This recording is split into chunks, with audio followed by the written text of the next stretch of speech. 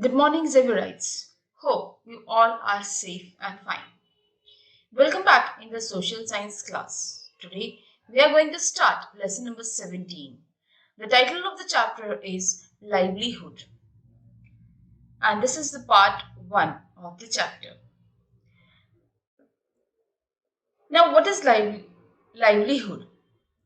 Living in different regions has an effect on the work people do, the kinds of plants or trees or crops they grow, or the things that become important to them. In this chapter, we will look at the different ways in which people earn their living in villages. We will look at the similarities in their life situations and the problems they face. Now, let us understand what is the term livelihood depicts. A person's life is affected by his or her surroundings. We see a lot of diversity around us. The most important thing about the village life is that villages use minimum facilities. A large number of facilities are available, but the villagers are unable or they have no awareness about the facilities. They use very less facilities. They are connected with economic system in different ways. Now the village life, people of the village, they are connected to the economic system through different ways. Now with the term village, farming comes to our mind. Most of the people are engaged in farming. Local arrangements and local environment directly affect the village life. So, village life means the arrangement of livelihood and environment. Apart from the lives of village people, we will discuss about their facilities and problems. So, whenever we talk about the term village, directly a concept comes to our mind about the farming related to village. So, in this chapter, we are going to study about the livelihood. Our country, India, has a wonderful unity in diversity. Our country has a unique identity amidst religion, language, reason, and economic diversity. This thing we have already studied in our previous classes that in spite of different religion, language, reason, and economic diversity, in India we found unity. Now we will talk about how many cities and towns are there. There are more than 5,000 cities and about 27,000 small and big towns. People come to the cities for employment from the surrounding villages. Sometimes people from other states also come to the cities or towns. Now, our constitution has given us the right to settle and develop peacefully anywhere in India. People living in cities are connected with various occupations. Some people have connection with more than one occupation. Now, the Indian Constitution has granted us a right that we are free to settle anywhere in India. And as the life of a city is connected with various occupations, people are usually connected with more than one profession or occupation. We see many people around us. Everyone needs to create income to earn a livelihood for family. So, what do you mean by livelihood? Livelihood means to earn an income. In order to run his family smoothly, a person requires income. So, everyone needs to create income to earn a livelihood for his or her family. People earn their livelihood by doing different kinds of work like service, business, or labor work. Now, this chapter has been divided into two parts: livelihood, rural life, and urban life. Now, rural life is the life in the village, while urban life is the life in the city. In the first part, we are going to study about the rural life. Now, the types of work is divided into different categories. People of a village, they do different kinds of work like agriculture, non-farm work, services, traders or shopkeepers, construction workers or laborers. Now let us understand it. Generally, there are different types of work that people do. Agriculture, many people and family practice agriculture. Non-farm work means making baskets, pots, utensils, bricks, bullock carts, etc. People who provide services. Now, services means the work of a blacksmith, nurse, teacher, washerman, weavers, barbers, cycle repair, mechanics, etc. They provide services. There are shopkeepers and traders like tea shops, grocery shops, clothes shops, fertilizer, sheet shops, etc. People do construction work and and there are also lorry drivers. In the same way, there are many different types of work. This chapter is full of short stories. These stories will help us better understand the life and livelihoods of people in the villages. So let us proceed with the first story. Story 1, Village Life. Disa is a city in Banaskantha district of Gujarat state, of our state. Little far from Disa, there is a village named Ranpur. Most of the people here are associated with farming. So people are doing mostly farming. Some people do farming while some are busy in cattle rearing. So besides farming, people are busy in cattle rearing.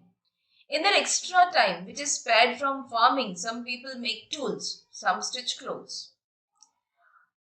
So besides farming, cattle rearing, making tools, stitching clothes are also other activities which people do. One man runs tractor. He goes for plowing when he is called. In spite of being a small village, people do not have to go to the city for a haircut or shaving. There are many small and big shops in the village. Slippers and clothes are available in these shops. Medicines for fever, cough and cold is also available in the village shop at the time of need. So everybody grows potatoes and millet here and in the surrounding villages.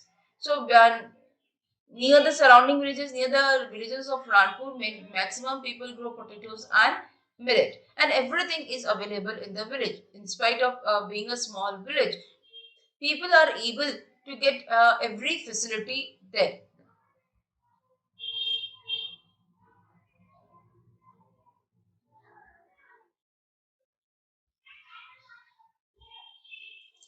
Tailor, carpenter, barber, blacksmith are also available in this village. Along with their occupation, they are also connected with farming and farm labor. One young man has made a shop of tea and snacks. Passerby stand here more in numbers than village people do for tea and snacks. Some farmers grow vegetables throughout the year, while some other farmers prepare orchards for growing pomegranate and other fruits. People are seen growing fruits, flower, and vegetables in this village. So we can say that the this village, uh, village of Ranpur, is a self-reliant village. Maximum people of the Ranpur village do not have to move to the city area in search of occupation or to earn their livelihood. This village is self-sufficient and every people are able to earn their living by living inside the same village. So, what do we learn from the story of Ranpur? That besides farming, people do the work of stitching clothes. That means tailor, carpenter, barber, blacksmith um, are available there, and all the necessary requirements are available at the time of need. So, we can say that Ranpur village is a self-sufficient, self-reliant village. Moving towards second story. That is labor work and the life in the village. Here we are going to study about the story of Madhuba. Everybody calls her Madhuba. She lives in Malpur village and got married in the same village. She and her husband work together in the farm of a big farmer. So that means Madhuba is a woman who does not possess her own land. So she and her husband work together in the farm of a big farmer. After completing household chores, both of them go to farm for labor at 8 o'clock in the morning. So after from she wakes up early in the morning, and after completing the household chores, both husband and wife, Madhuba and her husband, go to the farm at 8 o'clock in the morning. They have two daughters who are studying in the government school of the village. Mongji Bhai is the name of a big farmer. Now Madhubai is working in the farm of the Mongji Bhai. Mongji Bhai has 20 acres of land. Madhuba works here for livelihood. She works from 8 o'clock morning till 4 o'clock in the evening. Now, what type of work she is doing? She sows seeds in the farm, she weeds and does other works also. Remove the weeds, unwanted plants. After working the whole day, Madhuba gets wage in the evening. It is difficult to find out work for every day, whether it is a farm work or other work. Once, she did not get work for many days together. Hence, she had to borrow money from Luvji Bhai. Now, Madhuba, after completing her household chores, she and her husband used to go to the farm of Mongji Bhai and work from 8 o'clock in the morning till 4 o'clock in the evening. And after completing their work, they get the wage. Now, it was very difficult for them to find out the farm work. Sometimes they do not get farm work, so they have to move for other works. But a situation came there that Madhuba didn't get any work for many days together. And in order to run her family, she had to borrow money from Lugji Bhai. She was in urgent need of money. Now she borrowed money from Lugji Bhai because her younger daughter fell sick. And a time came when it was necessary to return money. During this period, she didn't get work. So she sold her anklets to return money to Lubji Bhai. So Madhuba borrowed money, and in order to return the money, she had to sell her anklets. Now this happened many times that Madhuba didn't get any work. In absence of farm work, she used to do work in other farms as well as in stone mines. Since she is old, she cannot do more work. She gets exhausted. She gets very tired as she is old, and by doing the work, full day work, she gets tired. Hence, her husband helps her in her household chores. They come back in the evening, complete household work, prepare meal, and then they eat. So, what do we learn from this story? We learn that there are many such people in the Malpur village who do not own their land. Some people have small piece of land. Some small landholders are dependent on rainfall for farming. And we also came to know about the seasonal work. As some people have to migrate to other place for getting labor when there is no rain. And we came to know about debt, how Madhuba borrowed money, and in order to return back the money she had to sold her anklets. So once a people take debts, and if that person is unable to return that money, then the debt goes on increasing. Now things to know. This is the chart given in your textbook on page number 110. Observe this chart. 12 months are given here: January, February, March, April, May, June, July, August, September, October, November and December. Now from the month of June, preparing saplings, transplanting, weeding and harvesting, this work is done in a farm. When does Madhuba gets maximum work? Madhuba gets maximum work from the month of June to the month of November. In which months she doesn't get work? She doesn't get work from December to the end of May. For how many months she had to look for work? for about 6 months she had to look for work other than farming. Moving towards story number 3, that is farming, cattle rearing and livelihood. Now in story number 3, we are going to go through the story of Salman. Pandarwada is a small village. Salman lives here. Salman has his own farm. He has 10 acres of land. He himself does farming in his farm. Whenever he needs help, he takes help and continues farming. He pays for this help. During the time of harvesting or sowing seeds, he takes help from the other people and he pays money for the help. He brings seeds and fertilizers from market dealers. Dealers lend him seeds and fertilizers. He returns money to the dealers when the crop is harvested. So, Salman returns money when the crop is harvested. With the rest income, after when the crop is harvested, whatever money Salman gets, he pays money to the, some of the money he pays to the dealers and rest of the income he keeps for his own living, which lasts for about 7 to 8 months. To make living for rest of the months, he generates money through cattle rearing. So he is having cattle, through cattle rearing also he earns money in the rest of the 4 to 5 months. Salman has 1 cow and 2 buffaloes.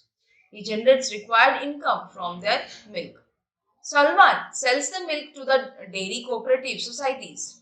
He makes his living from this income for remaining 4 months. So for the rest of the 4 months, he earns money from the cattle rearing by selling the milk of his cattle to the cooperative society. Amul is one of the best example. Now, sometimes Salman works in an industry of a nearby city to earn his livelihood through retail work.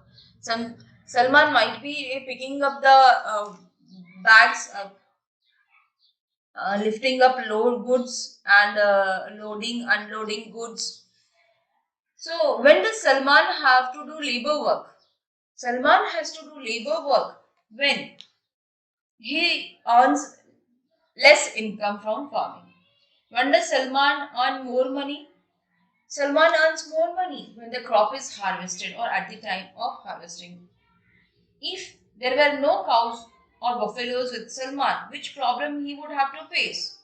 Now, if as we came to know from the story that Salman earns the income from the agriculture, it and lasts for 7 to 8 months, and for the rest of the months he earns money from cattle rearing. If he doesn't have any cattle, then he will face the problem of shortage of money.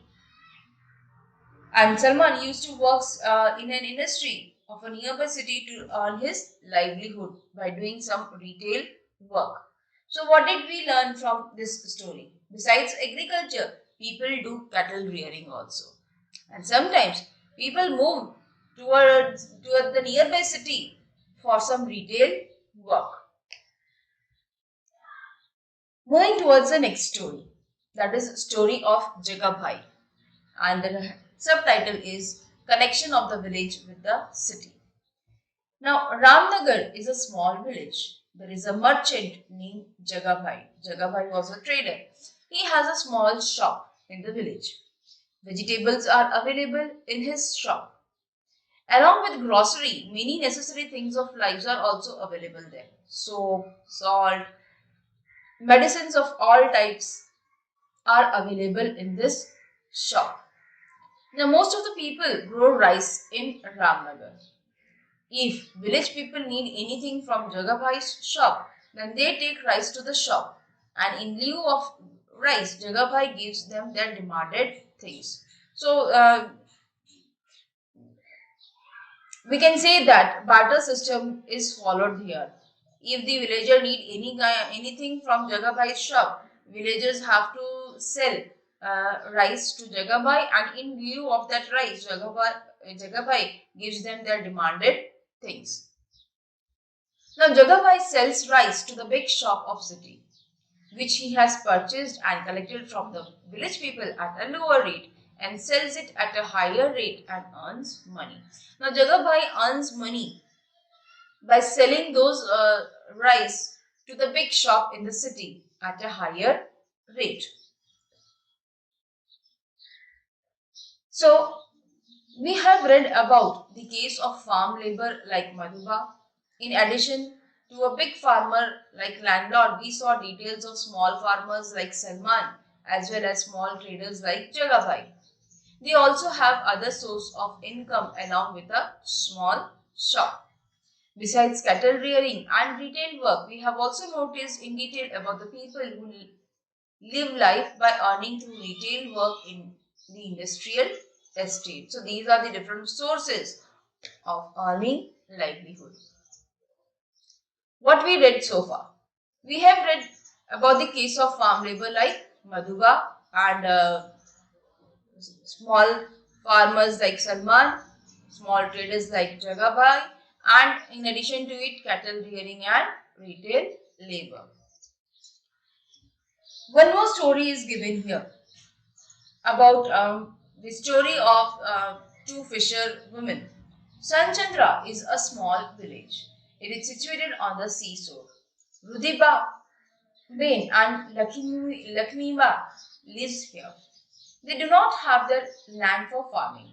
So they don't have land, neither they do retail work nor earn money with any permanent work at any place. They do not perform any retail work also. And they don't have any permanent work to earn their livelihood. So both of them, Rudhia Bain and Lakshmiba, are engaged in fishing. Fisherman is called a food producer. So they both are engaged in doing fishing. Fish is a marine life. Rudiba hence Bain's husband helps her in her household chores. Lakshmima is an old woman. Her husband has died. There is a small boat with Rudhia Bain and Lakshmima. They keep it at the seashore. This you can observe in the image also. They have a small net and other devices to catch fishes. They go into the sea to catch fish. They have to go far away from the shore into the sea to catch fishes. They do fishing for 8 months for getting livelihood. Now it is very risky to explore a sea during the monsoon season. Hence, Rudhiba Bain and Lakshmima do not go for fishing during monsoon. So during the time of monsoon, 3 to 4 months, they do not explore the sea to catch fish. Persons like Rudhiba Bain and Lakshmima are helpless in front of natural calamities like rain, cyclones, storms, etc. These fisherwomen have to face many difficulties during the times of calamities. Since they do not have any other way to generate income, when they are unable to do fishing, it is very difficult to get work in this time. And that is why they have to borrow money to make living. When it is possible for them to catch fish and to sell them, then only they can return the money. So, in this story, we came to know that these two fisherwomen, when they do not get any work during the time of monsoon, in order to run their family, they have to borrow money. That means they have to take debt. And when they are able to catch fish and sell them, at that time only they return the money. They face difficulty in fishing too. Now, what is it? One of the difficulty we have already discussed, that is the natural calamities. These days, pollution is increasing everywhere. They have to go far away into the sea for fishing because of the plastic and polluted water of industries. These polluted water and plastic are thrown into the sea through rivers or drainage, and due to this, sea water gets polluted. As the sea water is polluted, the number of fishes goes on decreasing. In this situation, Lakshmima and Rudhiaben, they have a tension of how they are going to catch the fish. Fishing is not possible during the cyclone. Economically, they were severely affected during tsunami. Their boat was also damaged during this time. During one of the natural calamity like tsunami, boat was damaged and now they do not do any more fishing for a long period of time as their boat was damaged and the boat was only source to go into the sea to catch fishes. So hence government financially helped them to purchase a new boat. In this way, many people go to cities from village and they sell their items like milk, vegetables and other things to earn their living. Sometimes people migrate also from the village to the city to earn their livelihood. So what we have learned in this video, let us summarize it. Village livelihood has been divided into farming. Farming is further divided into big landlords and small farmers. In addition to farming, people do cattle rearing. There are small traders and people also do retail labor or work to earn their livelihood. I hope that part 1 is clear to you. In our next class, we will continue this chapter with the urban livelihood. Till then, stay blessed, stay safe.